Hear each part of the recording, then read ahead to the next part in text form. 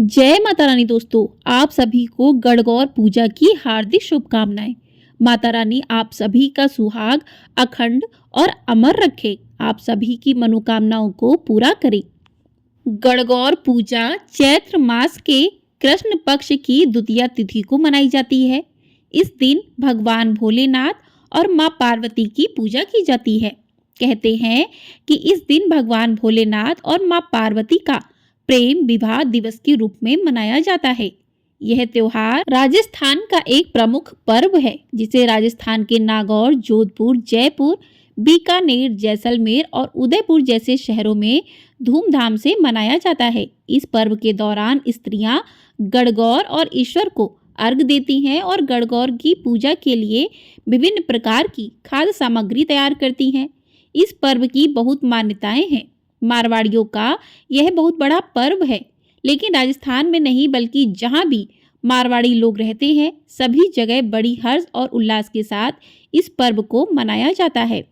गणगौर का पूजन नवविवाहित महिलाएं अपने पति की लंबी उम्र और अपने ससुराल व पीहर की खुशी की कामना के लिए रखती हैं, और अविवाहित लड़कियां अच्छे वर की कामना के लिए रखती हैं। माना जाता है कि गणगौर का मतलब गण शिव और गौर माता पार्वती से है। इस पर्व को 18 दिन तक लगातार मनाया जाता है और गणगौर का निर्माण करके पूजा की जाती है। तो जो भी भक्त इस दिन व्रत करते हैं, उन्हें व्रत की कथा को भी अवश्य सुनना चाहिए। व्रत की कथा सुने बिना यह व्रत अधूरा माना जाता है। तो आइए गणगौर की कहानी सुनते हैं। प्रिय श्रोताओं, एक बार राजा ने जौ और चने बोए और माली ने अपने घर में दूब बोई। राजा के जौ चने बढ़ते गए और माली की दूब घटती गई। एक दिन माली ने सोचा कि क्या बात है, राजा के जौ चने तो बढ़ते जा रहे हैं और मेरी दूब क्यों घटती जा रही है। एक दिन माली छुपकर बैठ गया और देखने लगा कि क्या कारण है। तब माली ने देखा कि कुंवारी लड़कियां आईं और दूब तोड़कर ले गईं। तब माली उनके कपड़े छीनने लगा और पूछने लगा कि तुम दूब क्यों ले जा रही हो। लड़कियां बोली, हम 16 दिन गणगौर पूजते हैं, इसलिए पूजा के लिए दूब ले जा रहे हैं, सो हमारे कपड़े दे दो। 16 दिन बाद गणगौर विदा होंगी, जिस दिन हम तुम्हें हलवा, घेवर, मिठाई आदि ला कर देंगे।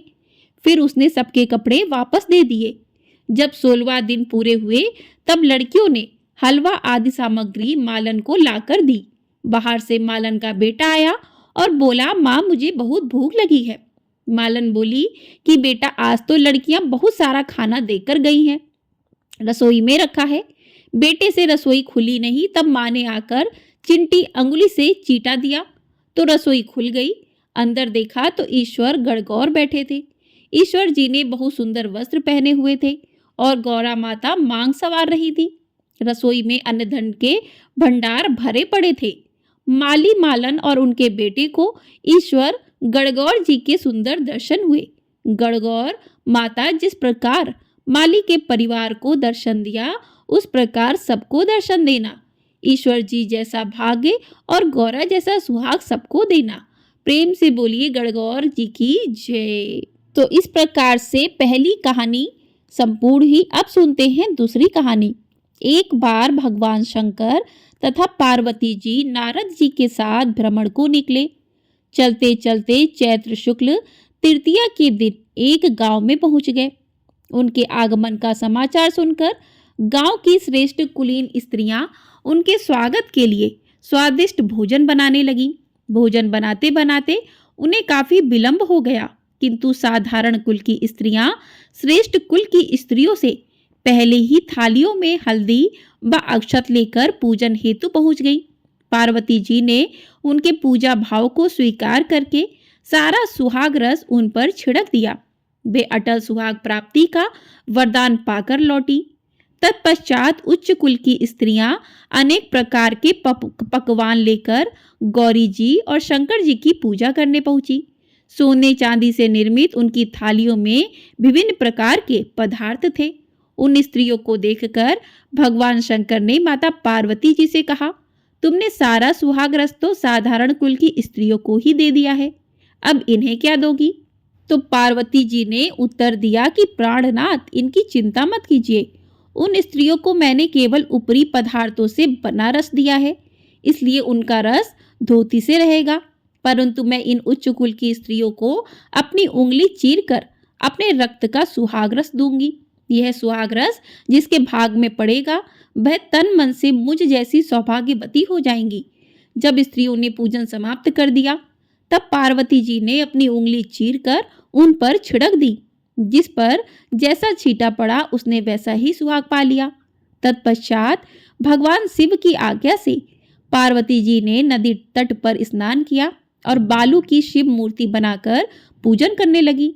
पूजन के बाद बालू के पकवान बनाकर शिव जी को भोग लगाया।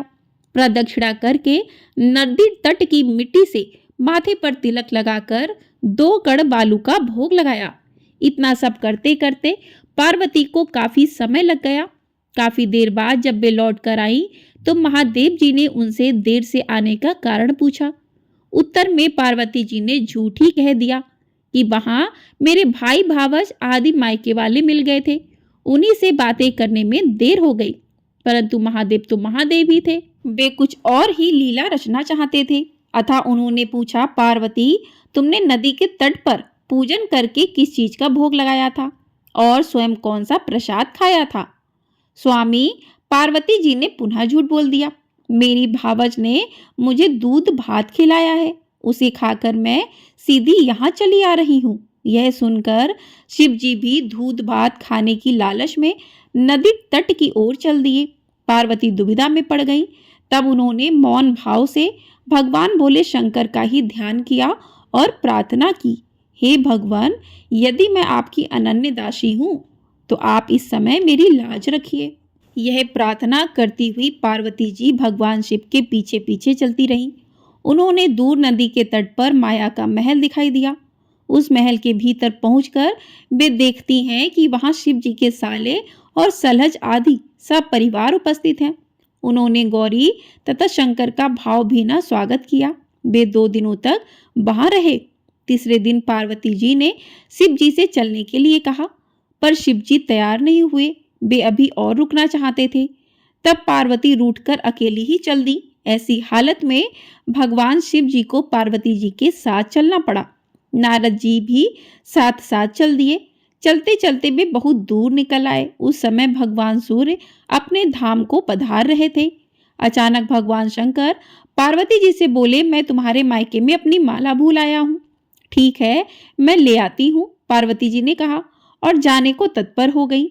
परंतु भगवान ने उन्हें जाने की आज्ञा नहीं दी और इस कार्य के लिए ब्रह्मपुत्र नारद जी को भेज दिया। परंतु वहां पहुंचने पर नारद जी को कोई महल नजर नहीं आया। वहां तो दूर तक जंगल ही जंगल था जिसमें हिंसक पशु विचर रहे थे। नारद जी वहां भटकने लगे और सोचने लगे कि कहीं वे किसी गलत स्थान पर तो नहीं आ गए। मगर सहसा ही बिजली चमकी और नारद जी को शिव जी की माला एक पेड़ पर टंगी हुई दिखाई दी। नारद जी ने माला उतार ली और शिव जी के पास पहुंचकर वहां का सारा हाल बताया। शिव जी ने हंसकर कहा, नारद, यह सब पार्वती की ही लीला है। तब नारद जी ने सिर झुकाकर कहा, माता, आप पतिव्रताओं में सर्वश्रेष्ठ हैं। आप सौभाग्यवती समाज में आदिशक्ति हैं। यह सब आपके पतिव्रत का ही प्रभाव है। संसार की स्त्रियां आपके नाम स्मरण मात्र से ही अटल सौभाग्य प्राप्त कर सकती हैं और समस्त सिद्धियों को बना तथा मिटा सकती हैं। तब आपके लिए यह कर्म कौन सी बड़ी बात है? महामाया गोपनीय पूजन अधिक शक्तिशाली तथा सार्थक होता है। आपकी भावना तथा चमत्कार पूर्ण शक्ति को देखकर मुझे बहुत प्रसन्नता हुई है। मैं आशीर्वाद रूप में कहता हूँ कि जो स्त्रियां इसी तरह गुप्त रूप से पति का पूजन करके मंगल कामना करेंगी, उन्हें महादेव जी की कृपा से दीर्घायु वाले पति का ससंग मिलेगा।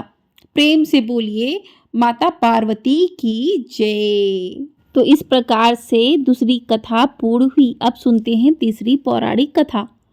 चैत्र का महीना आया। पार्वती को भाभी के उजड़ने के लिए पीहर जाना था, तो महादेव जी बोले, हम भी तुम्हारे साथ चलेंगे। तो ईसर गौरांदे नदी को साथ लेकर निकले। महादेव जी नंदी पर बैठे और पार्वती जी पैदल चलने लगी। तो लोग कहने लगे, देखो, आदमी तो सवारी पर बैठा है, औरत को पैदल चला रहा है। महादेव जी उतरे, पार्वती को नंदी पर बिठाया। यह देखकर लोग कहने लगे, देखो, औरत सवारी पर बैठी है और पति पैदल चल रहा है। ऐसा सुनकर पार्वती भी उतर गईं। दोनों पैदल चलने लगे, साथ में नंदी भी चलने लगा।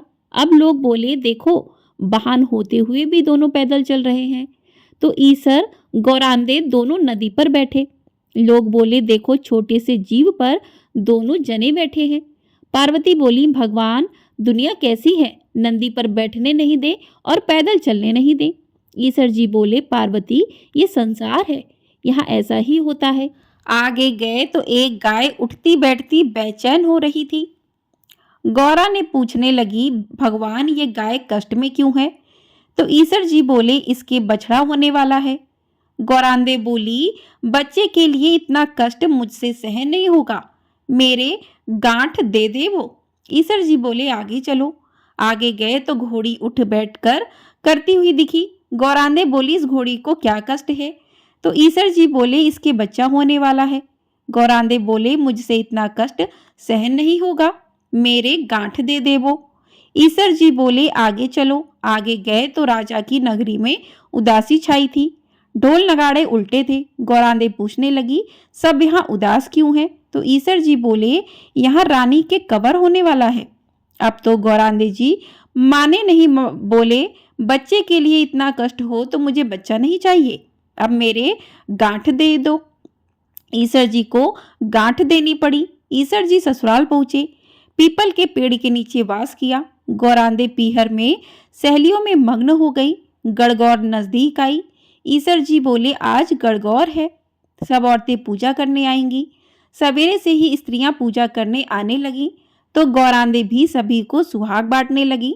दोपहर के समय नदियों की औरतें ओढ़ पहनकर 16 श्रृंगार करके पूजा करने गीत गाती हुई आईं। गौरांदे बोली, सुहाग तो सारा बांट दिया है, ये औरतें तो अब आई हैं। ईसर बोले, गौरांदे, चिट्टी अंगुली जल में खोल घोलो, नैनों का सुरमा निकालो, मांग से सिंदूर निकाल, टीकों में से रोली निकाल और सभी स्त्रियों को अमर सुहाग दो। इस वक्त गौरांदे जी के मांग का सिंदूर, चिट्टी अंगुली की मेहंदी, टीकी से रोली, आंखों का काजल लेके लोटे के जल में डालकर ज्वारे से सभी पूजा में आई कन्याओं व स्त्रियों के अमर सुहाग की छींटे दो। गौरांदे ने ईश्वर जी के कहे अनुसार सबको अमर सुहाग दिया।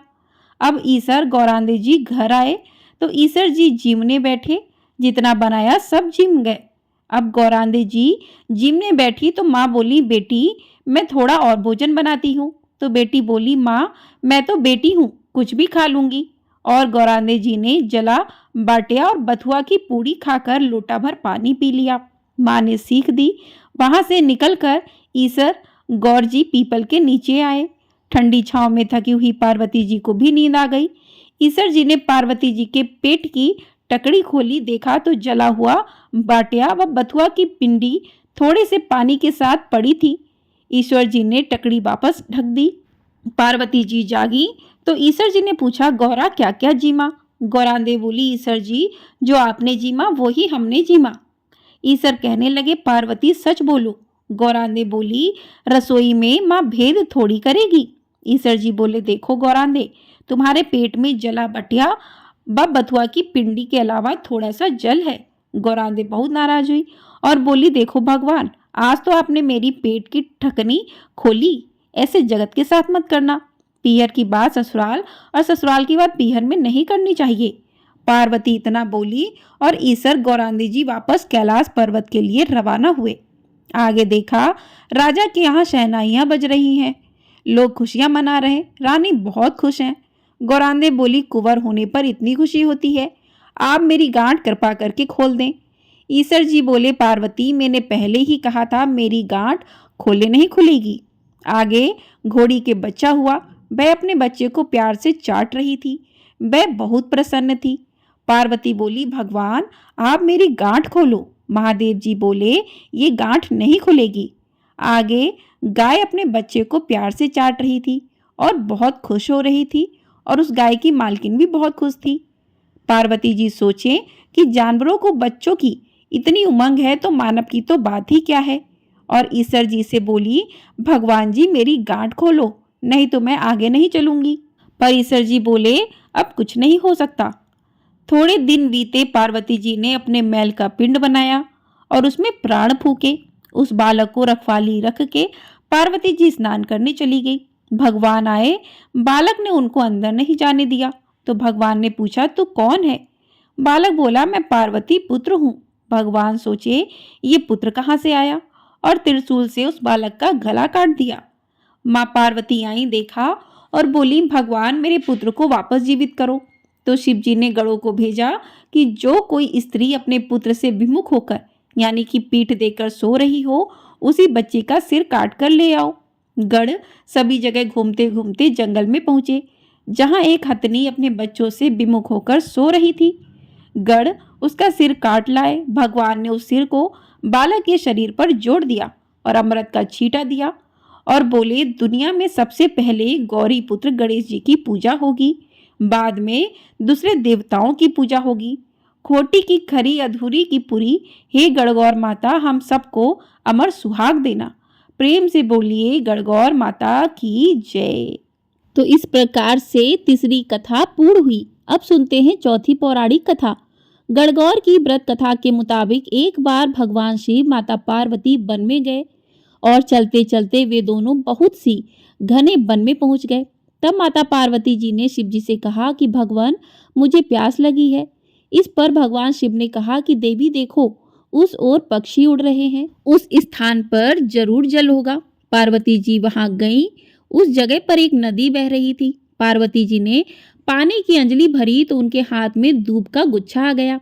जब उन्होंने दूसरी बार अंजलि भरी तो टेसू के फूल उनके हाथ में आ गए और तीसरी बार अंजलि भरने का ढोकला नामक फल हाथ में आ गया। इस बात से पार्वती जी के मन में कई तरह के विचार उठने लगे, परंतु उनकी समझ में कुछ नहीं आया। उसके बाद भगवान शिव शंभू ने उन्हें बताया कि आज चैत्र शुक्ल तीज है। विवाहित महिलाएं आज के दिन अपने सुहाग के लिए गौरी उत्सव करती हैं। गौरी जी को चढ़ाए गए दूब, फूल और अन्य सामग्री नदी में बहकर आ रहे हैं। इस पर पार्वती जी ने विनती की, हे स्वामी, 2 दिन के लिए आप मेरे माता पिता का नगर बनवा दें, जिससे सारी स्त्रियां वहीं आकर गणगौर के व्रत को करें और मैं खुद ही उनके सुहाग की रक्षा का आशीर्वाद दूं। भगवान शंकर ने ऐसा ही किया। थोड़ी देर में ही बहुत सी स्त्रियों का एक दल आया तो पार्वती जी को चिंता हुई और महादेव जी से कहने लगी कि हे प्रभु, मैं तो पहले ही उन्हें वरदान दे चुकी हूँ, अब आप अपनी ओर से सौभाग्य का वरदान दें। पार्वती जी के कहने पर भगवान शिव ने उन सभी स्त्रियों को सौभाग्यवती रहने का वरदान दिया। भगवान शिव और माता पार्वती ने जैसे उन स्त्रियों की मनोकामना पूरी की, वैसे ही भगवान शिव और माता पार्वती इस कथा को पढ़ने, कहने और सुनने वाले कन्याओं और महिलाओं की मनोकामनाएं पूरी करना, उन्हें अखंड सौभाग्य का वरदान देना। प्रेम से बोलिए, भगवान भोलेनाथ की जय। बोलिए माता पार्वती की जय। तो इस प्रकार से गणगौर व्रत की कथाएं पूर्ण हुई। अब करते हैं माँ पार्वती जी की आरती।